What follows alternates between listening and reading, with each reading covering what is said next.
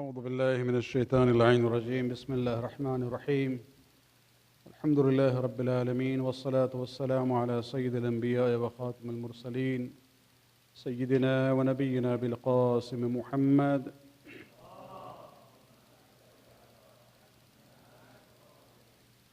وعلى أهل بيته الطيبين الطاهرين المعصومين واللعنة الدائمة الباقية لأعدائهم من الآن إلى قيام يوم الدين. أما بعد, sisters and brothers in Iman, Assalamu alaikum. Alhamdulillah, this is the sixth session of Tafseer of Sura Fath.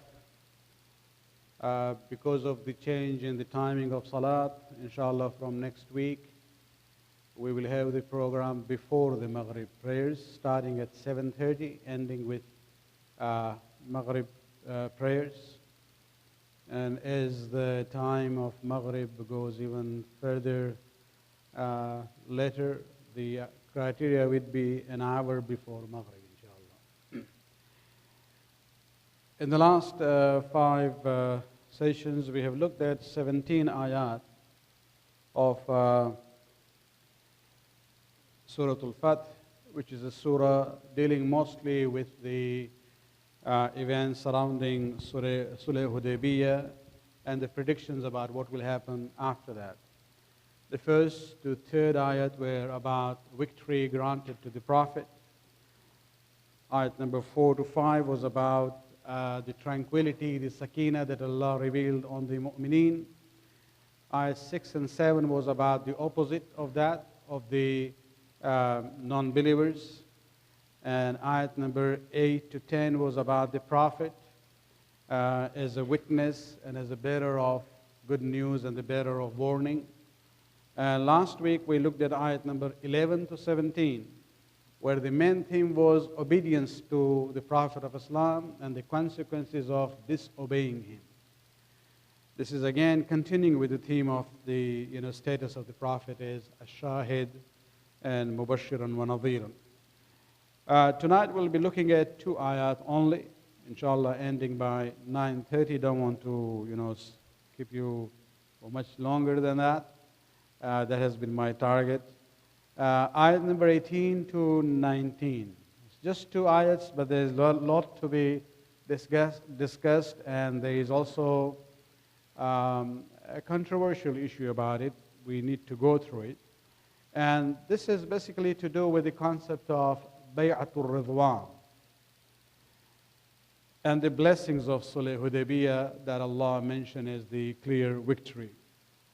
Let us look at the ayat first.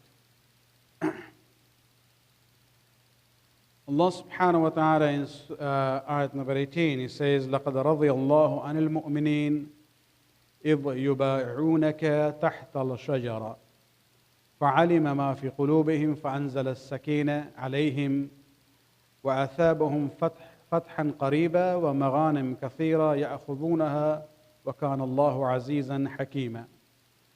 The ayat basically is going back to ayat number 10. If you remember, those who have been with us from the very beginning, when we talked about the story of Hudaybiyah, there was a point where we discussed that the Prophet had sent some of the individuals to negotiate and convey the message to the mushrikeen of Makkah. One of them was Uthman bin Affan. When he had gone there, the negotiations were not conclusive right away. They needed some time, so they asked Uthman to stay a little bit longer. But since his stay in Makkah prolonged, there was concern on this side of the camp of the Muslims. Soon, people started spreading rumors that he has been killed, and the mushrikeen of Makkah have killed him. And when this atmosphere became very tense, the Prophet realized that this is the time to show firmness to the mushrikeen of Makkah, and he made a decision that if the rumors are true, that they have killed my emissary, then I have to confront them. And in order to test the resolve of his followers, he went to the tree which was there in that vicinity, sat down under the tree, and he asked the ashab to come to him and reaffirm their allegiance and loyalty to him. That they will not betray him, they will not desert him, they will not flee from the battle. And so when they came, they did the bay'at, and this is basically, this action itself had its own positive impact. Among the Muslims, of course, it raised their morale, they became more enthusiasm, the ranks were brought closer, that now things are becoming very serious. As far as the mushrikeen of Mecca, when they heard about this bay'at of the Prophet, they also became afraid. So it had dual impact, positively on Muslims, negatively on the mushrikeen of Mecca. And this is where in ayat number 10, and we will look at it again later on, this is where Allah subhanahu wa ta'ala says that when you did bay'at to the Prophet, إِنَّمَا يُبَاعِعُونَ اللَّهَ يَدُ اللَّهَ فَوْقَ أَيْدِيهِمْ. It was not that they were doing bay'at to Rasul, they were actually doing bay'at to Allah subhanahu wa ta'ala. And the reason why that bay'at is known as bay'atul Rizwan. Rizwan is from Ridha, the pleasure. And that is actually based on this second word in the ayat, لَقَدْ رَضِيَ اللَّهُ عَنَ الْمُؤْمِنِينَ, that Allah was certainly pleased with the believers إِذْ يُبَاعِعُونَكَ, when they pledged allegiance to you تَحْتَ الشَّجَرَةِ, under the tree. So this concept of رَضِيَ اللَّهُ, Allah was pleased. This is where the name Bay'atul Ridwan comes from. Means the pledge of allegiance based on the pleasure of Allah subhanahu wa ta'ala. Now, when we look at the ayat, the entire ayat, let me just read it once more here. Allah was certainly pleased with the believers when they pledged allegiance to you under the tree. He knew what was in their hearts, so He sent down tranquility, sakina upon them, and rewarded them with a victory near at hand. Means a victory which will materialize very soon. And abundant spoils, mali ghanimat, that they will capture. And Allah is almighty and wise.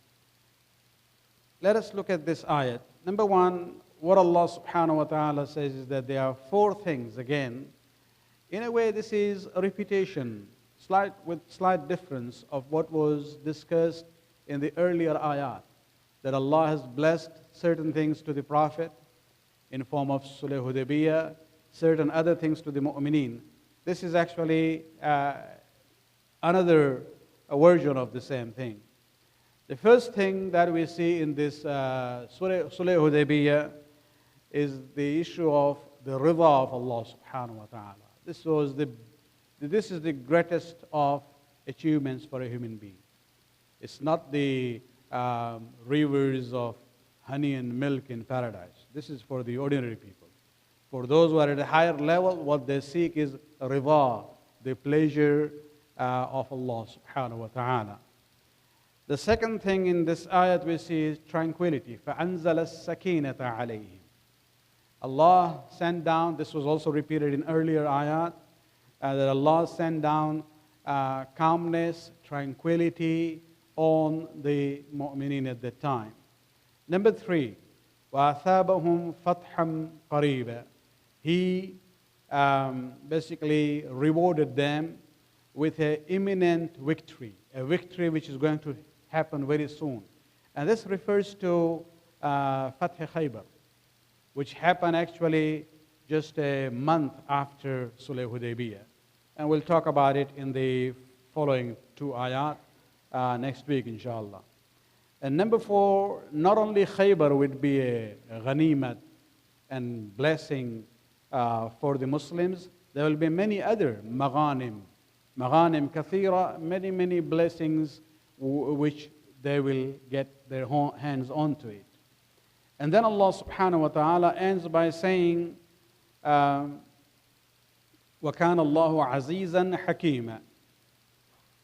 Why is He using the term Aziz and Hakim? Aziz basically is power. izzat, might. What Allah says that this promise that I'm making to you, don't have any doubts about it. Because there were people in Hudaybiyah who had doubts. Allah wants to assure them that, I am Aziz. When I say something, I have the ability to do it. So my promise is not just, words. I have the ability to deliver that to you.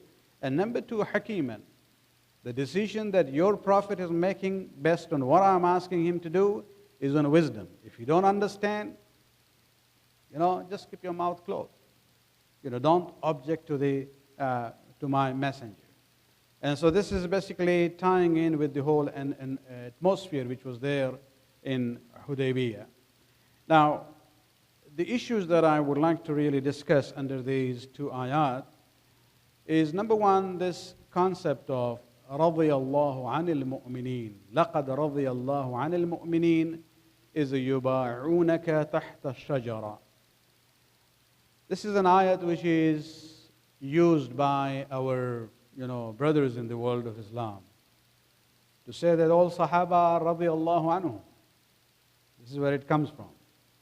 And the questions are regarding this ayat, and I'll discuss it. But before that, let us look at bay'at itself. What does bay'at mean? Bay'at basically means the pledge of allegiance, the pledge of obedience to the leader. And the word bay'at comes from bay' wa shara, means to buy and sell. Normally when people finalize their deal, they shake hands. Here in bay'at, what happens? The followers come to the leader and they give their hands in the hands of the leader to say, we are loyal to you, we will obey you. And so that's where this term bay'at is coming from, bay' wa shara. From our perspective, from the Shia point of view, we realize bay'at existed before Islam. It's not anything new. But when it comes to risalat, nubuwwat, and imamat, these positions are divinely appointed positions. They don't depend on bay'at. Means if you have a person who is appointed as imam by Allah subhanahu wa ta'ala, even if no one from the entire ummah does bay'at of that person, it doesn't really diminish his status and his authority. So imamat, nubuwwat, and risalat do not depend on bay'at, number one. However, because of this tradition which existed before Islam, sometimes the Prophet, as well as our imams, they would ask their companions, their followers, to reaffirm the bay'at, to test their resolve and their commitment. For example, if you look at Hudaybiyah itself, Rasulullah asked them to do bay'at. Or the opposite of that, you see in Shabi Ashur, when Imam Hussain alayhi salam says, I am lifting my bay'at. Means you don't have any more obligation. If you leave me, you will not be questioned on the day of Qiyamah. And so the concept is not an essential concept, but it is used by the Prophet or the Imam according to the circumstances.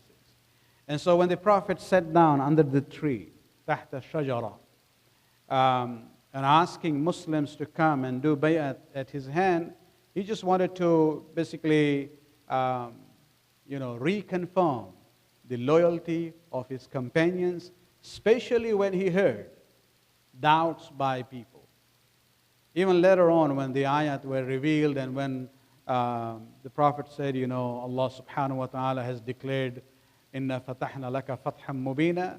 One of the prominent Sahabi who had doubts earlier there, he said, is this really a fath, a victory? And so this is where we see that the need was there in that environment to seek reconfirmation of the loyalty of the companions towards the Prophet. What was the wordings of the bay'at?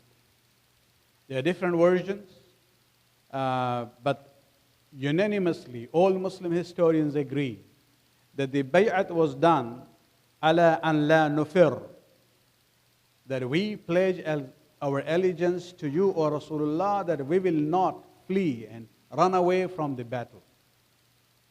Because the situation was very precarious at that time, very uncertain, and Rasulullah wanted to have that assurance of the loyalty of his own companion. So the entire Bay'atul Rizwan is based on this condition, and la nufir, that we will not run away from the battlefield whenever the battle happens. Another interesting thing which comes out of this bay'at is the issue of the difference in the way the bay'at was done with Rasul by the men and the women. And this is probably relevant to our own times.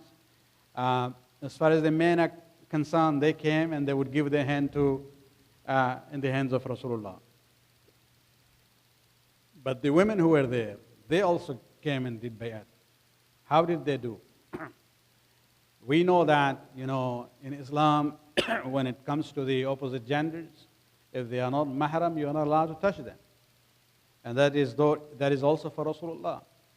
And so the bay'at was done that they had something like a bucket, they filled it with water. Rasulullah would dip his hand on one side, and the ladies will come one after another, they will dip their hand in the other side of the bucket. And so this is how the bay'at was done by the women towards Rasulullah. So when we look at this masail that, for example, shaking hands is not allowed, these are not only things made up by the ulama. This is part of the sunnah of the Prophet himself. The second issue about this ayat, لَقَدْ رَضِيَ اللَّهُ عَنِ الْمُؤْمِنِينَ إِذْ يُبَايِعُونَكَ تَحْتَ الشَّجَرَةِ, is the issue of what does the rida of Allah subhanahu wa ta'ala mean? That Allah is pleased. Because we realize that when we talk about rida and ghadab, these are opposites. Rida means to be pleased, and ghadab means to be displeased or angry. Now, when we look at this phenomenon of rida, we have to realize this is basically, it is what you feel inside. When you look at something or someone and you like it, you have this within yourself, you have this feeling of accepting it. And it's basically, the issue is that it is more a psychological state of mind of a human being. When we like something, we are pleased with it. When we dislike something, when we don't like it, we are displeased with it. And so these are things which happen in our person. When we say Allah is pleased, it can't be the same thing. Because Allah doesn't have a body. He doesn't have emotions and feelings. You can't say it's a psychological state of mind of Allah. Allah doesn't have a mind. He's creator of the mind. And so this is where we have to understand that there is a difference in the term rida of Allah or ghadab of Allah, and when we use the same words for human beings.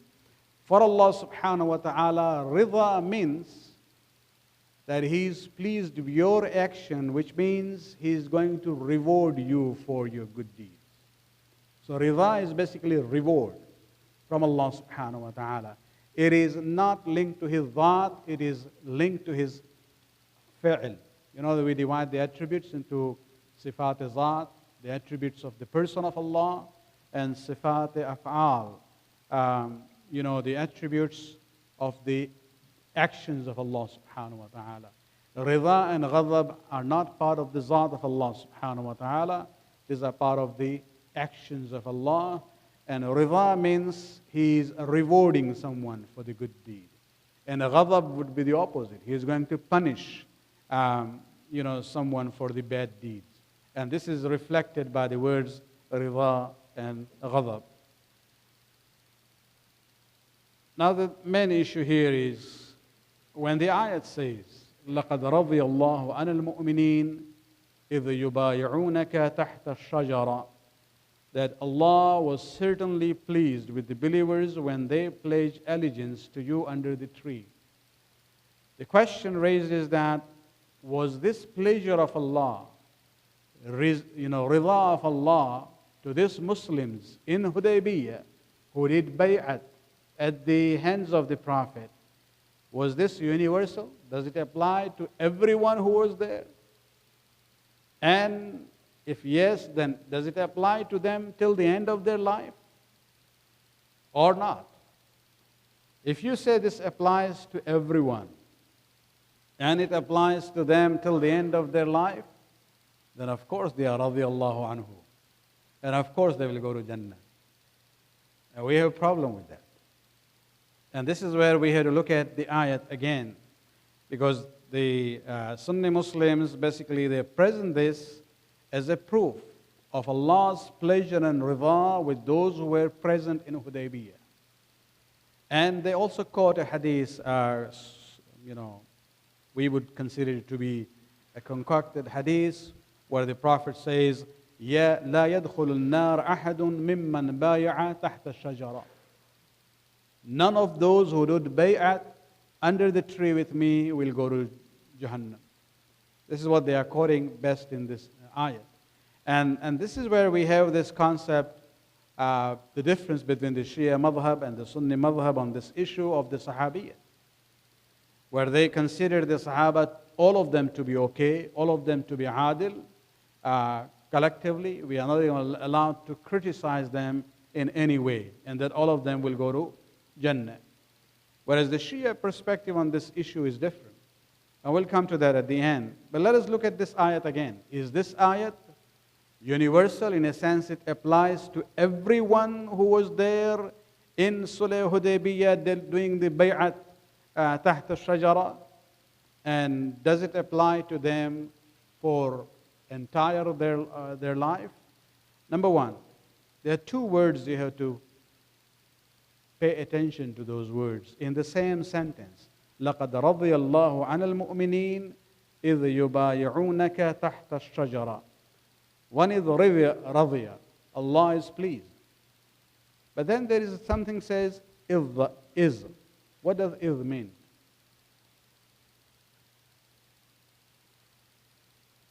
Number one, before even we go to is, the ayat is conditional. It says believers. So if there were some munafiqeen there, they would not be covered by that ayat. Because Allah says, لَقَدْ رَضِيَ اللَّهُ عَنِ الْمُؤْمِنِينَ, not عَنِ الْمُنَافِقِينَ. Whether they were hypocrites or not, you have to look at this ayat from Surah Tawbah, ayat number 101, where Allah subhanahu wa ta'ala says, وَمِمَّنْ حَوْلَكُمْ مِنَ الْأَعْرَابِ مُنَافِقُونَ, that they are around Medina, they are the Bedouins who are munafiqun. Not only those who are outside Medina, وَمِنْ أَهْلِ الْمَدِينَةِ, even some of the people of Medina, مَرَدُّوا عَلَى النِّفَاقِ, were actually steeped in nifaq and hypocrisy. لَا تَعْلَمُهُمْ, Allah says to the Prophet, you don't even know some of them. Some of them you know, but some of the munafiqeen you don't even know them. نَحْنُ نَعْلَمُهُمْ, we know them. So there were people who were munafiqeen inside Medina and outside Medina. And this ayat is saying, رَضِيَ اللَّهُ عَنِ الْمُؤْمِنِينَ. So if there were munafiqeen there, they are exempted from this ayat, number one. Number two, it is not for all times. Allah says, Allah was certainly, it is in past tense, رَضِيَ اللَّهُ عَنِ الْمُؤْمِنِينَ, verily Allah was pleased with the believers, إِذْ يُبَايِعُونَكَ تَحْتَ الشَّجَرَةِ, when they were pledging allegiance to you under the tree. At that time, Allah was pleased with the mu'mineen. It doesn't mean all those people, they have a blank check from that day till the end of their life, they can do whatever they want because Allah's rizah is there with them. No. إِذْ means at that time, when they were doing that. And so it's not, we have to look at these words carefully, that even this statement is conditional. Number two, the bay'at itself, if you remember we talked about it earlier, where they had made the bay'at with a condition. And the condition was, we will not flee from the battle. So let us take a scenario of a person who was a mu'min, and he did bay'at there sincerely. So Allah resides with that person. Is it for all times? No. There are conditions there. One of the conditions was, we will not flee from the battle. What happened? If you look at the ayat number 10 of the same surah, we had discussed this earlier, where Allah subhanahu wa ta'ala says, إِنَّ الَّذِينَ يُبَايِعُونَكَ إِنَّمَا يُبَايِعُونَ اللَّهَ يَدُ اللَّهِ فَوْقَ أَيْدِيهِمْ. Indeed, those who swear allegiance to you, swear allegiance only to Allah actually. The hand of Allah is above their hands. And after that, what did he say? He says, فَمَنْ نَكَسَ فَإِنَّمَا يَنْكُسُ عَلَى نَفْسِهِ وَمَنْ عَوْفَى بِمَا عَهَدَ عَلَيْهِ Allah سَيُؤْتِيهِمْ أَجْرًا عَظِيمًا. So whoever breaks his oath is the same bay'at that Allah is talking about in ayat number 10 of the same surah. Whoever breaks this bay'at, then he breaks it only to his own detriment. And whoever fulfills the covenant he has made with Allah, Allah will give him a great reward. So it's conditional. That you have to stand by your condition and your bay'at. And what is the bay'at? The bay'at is that we will not run away. Not all of them were true to their pledge. Was the pledge broken? I'm not going to history, I'm not going to hadith, I'm not going to Shia sources, we are going to Qur'an itself. Just 2 years after that, the Prophet went to Mecca with 10,000 well-armed Muslims. The city of Mecca was taken over without bloodshed. After that, Rasulullah decided to continue and go and deal with the tribe of Hawazin, and this is the battle known as Hunayn. And Allah subhanahu wa ta'ala talks about, now when they went to Mecca, there were 10,000. Remember in Hudaybiyah, there were only 1,400. In Mecca now, the Prophet goes with 10,000 well-armed people. Moving on to for the battle of Hunayn, he gets 2,000 more from Mecca. So now there are 12,000 people with the Prophet. They go there. The tribe of Hawazin were very aggressive warriors. And Allah subhanahu wa ta'ala talks about this battle in Surah Tawbah, ayat number 25, where He says, لَقَدْ نَصَرَكُمُ اللَّهُ فِي مَوَاطِنٍ كَثِيرًا. That Allah has helped you in many, many situations. وَيَوْمَ حُنَيْنٍ. Especially then He singles out the battle of Hunayn.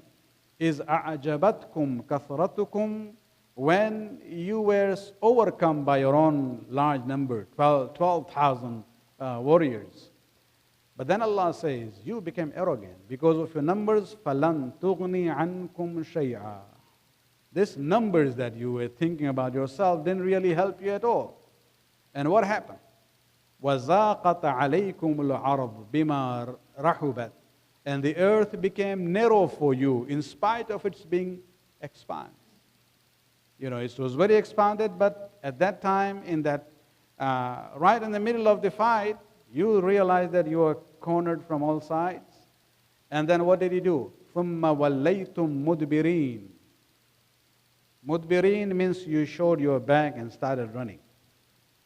Whereupon you turned your back to flee. And so this is not history, this is not a hadith, this is the Qur'an itself. 2 years after Hudaybiyah, the Muslims started running. Remember the numbers, 12,000.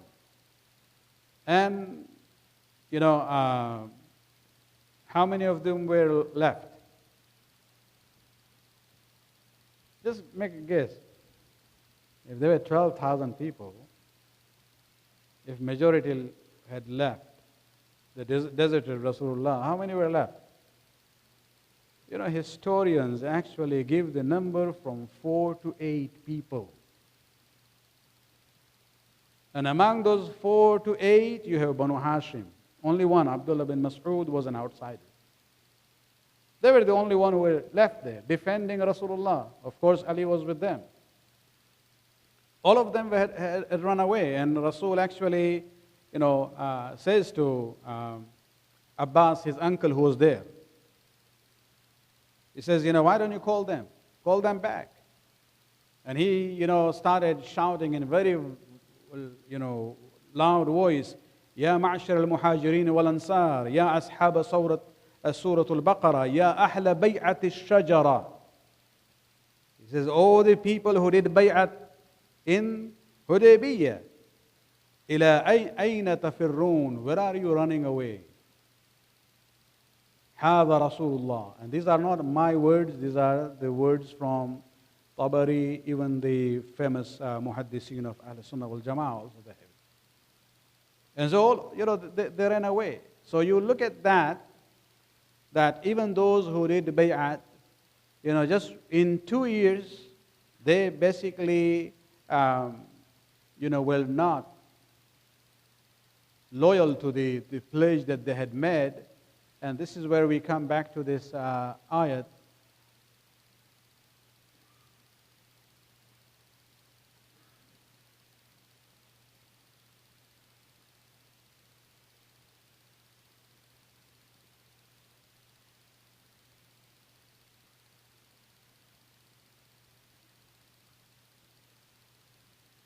Ayat number 10. So whoever breaks his oath, breaks it only to his own detriment. And this is where we have to realize, the historians, when they give us the numbers, they were saying most of them were from Banu Hashim, who stayed with the Prophet in Hunain. Ali, Abbas bin Abdul Muttalib, Abu Sufyan bin al-Haris bin Abdul Muttalib, Abdullah bin Mas'ud. And according to some other narrations, you have Aqil bin Abi Talib, Zubair bin Awwam, Abdullah bin Zubair, and Osama bin Zayd, and Abdullah bin Mas'ud. And so the whole, issue of this ayat, لَقَدْ رَضِيَ اللَّهُ عَنِ الْمُؤْمِنِينَ, cannot be a blanket, rida and pleasure of Allah subhanahu wa ta'ala, because they were not able to stand in the commitment that they had done in Bay'atul Rizwan with Rasulullah sallallahu alayhi wa sallam.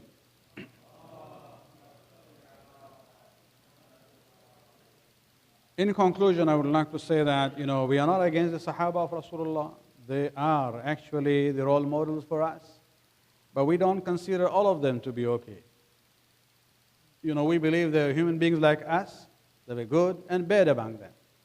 And for us, those who are good and obedient and loyal to Rasulullah, they are indeed the role model for us to follow.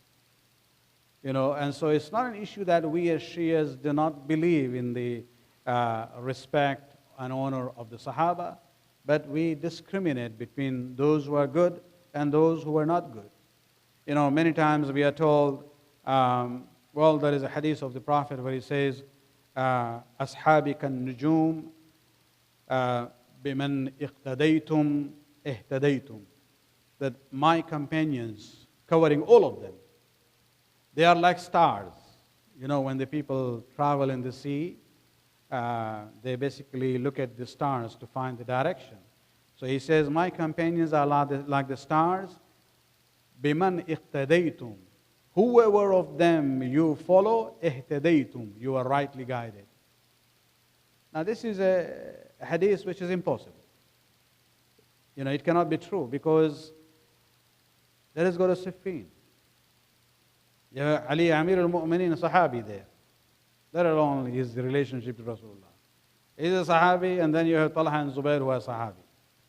And we are told you follow him or you follow the other, you are rightly guided. How can it be possible? It's illogical, to follow that hadith in that way. Rather, we believe in a hadith which is accepted by Shias and Sunnis alike, where the Prophet says, Aliyun ma'al haq wal haqqu ma'aliyin, that Ali is with the truth and the truth is with Ali. Not only that, Allahumma adr al-haq haysuma dara Ali. O Allah, turn the haq in whatever direction that Ali turns to. This is the issue accepted by us as well as by the Sunni authorities of hadith.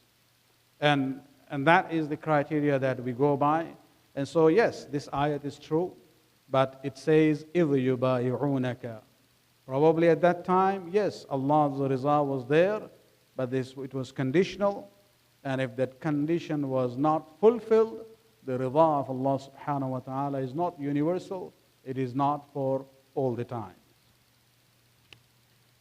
Inshallah, we'll go to the next series of ayat where Allah subhanahu wa ta'ala, where He talked about maghanim kathira, and even athabahum fathan qariba, that I'm going to reward you with a very near victory, which was about Khaybar. And we'll look at the ayat about that event. So this surah itself, it's all, in the context of the events of Sulh Hudaybiyah, what happened at that time and what happened afterwards. We have about a couple of minutes, so any question? Yes?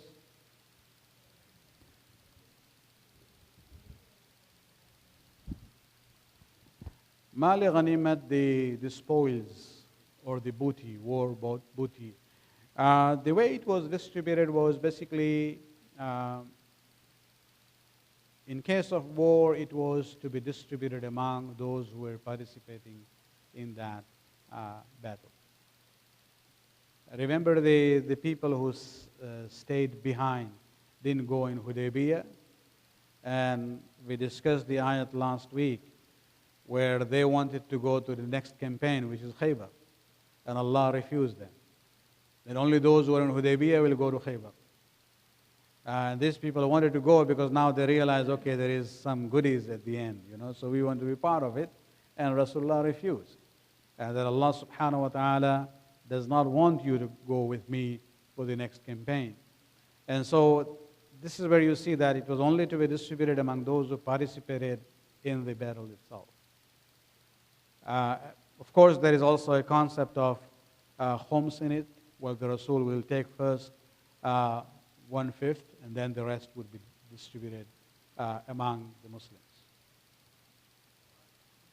Yes.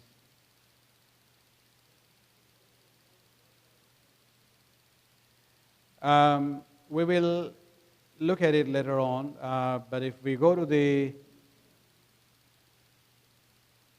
ayat, this ayat from Surah Tawbah, if you go further on, you will see Allah talks about it, that no, that did not lose, because Allah says, I send the malaika to help you. And so the malaika were there, and Allah says, I sent armies that you did not see. Yes, that's where they ran away. When they realized things changing, that's where they came back. But they already broken the pledge. Any question from the ladies?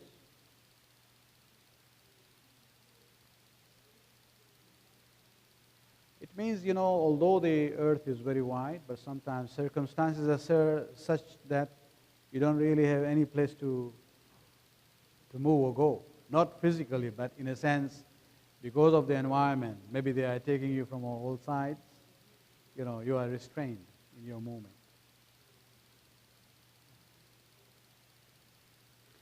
Let us conclude with the dua. Bismillah ar-Rahman ar-Rahim. Rabbana atina fi dunya hasanatan wa fil akhirati hasanatan wa qina adhaban nar bi rahmatika ya arhamar rahimin.